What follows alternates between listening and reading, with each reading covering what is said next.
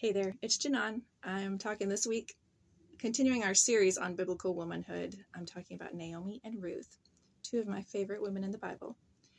And first, I want to talk about Naomi and a few things about her character that I really love. So, the first one is that she was pretty bold. She didn't sugarcoat it when she had lost her husband and her sons, and life was pretty crummy. When she travels back to her home city, and the women say, "Oh, Naomi's back," which means pleasant. She says, "No, don't call me Naomi anymore. Call me Mara," which means bitter.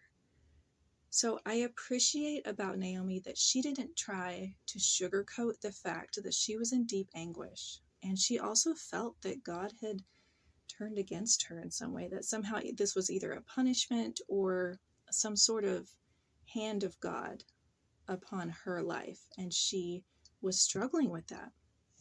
She is not trying to hide her anguish and pretend that everything's okay. And I think sometimes in churches we can do that, and we can try to make it sound like we're coping well when we're not. And so I'm encouraged by Naomi's example. She was very bold to say, yeah, things are not great, but she was also bold later to say, God is providing a way for us. And so through that whole process, I think she was such a great example to live out her faith boldly. Number 2, Naomi was more concerned about the girls than she was about herself. So when she presses her daughters-in-law to return to their families, part of that is because I think she knows that the life that they're about to embark on with her is going to be much more difficult. And that's what it looked like from the outset. If you think about it, life in that culture with no husband and no protector, things were going to be a lot more difficult. Just the physical efforts that you would need to survive would be much more taxing for someone who is elderly.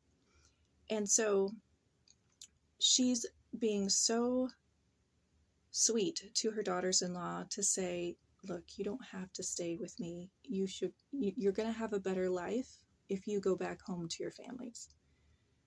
And that example of outward concern, that agape, is so beautiful to see. And I think you think about why Ruth went with her, and it's because Naomi is this, she is this, and she's that example.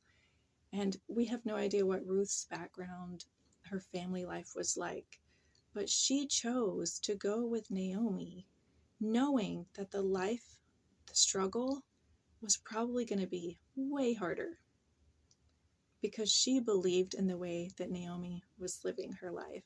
Naomi was a mother-in-law who defied all stereotypes. She had adopted them into her family, but more importantly, I think she adopted them into her heart. The way that they grieved at the prospect of being separated from her speaks volumes about the kind of woman that Naomi was, and the type of example that she shows still for us today. I hope you'll check out the study guide, because there are far more interesting things to cover in that, which we cannot cover in a short video. We put a lot of effort into our study guides, and they remain free. And so we hope that you can check that out. And if you find it helpful, we would really appreciate it if you would let us know, and also give us a like and subscribe to our page.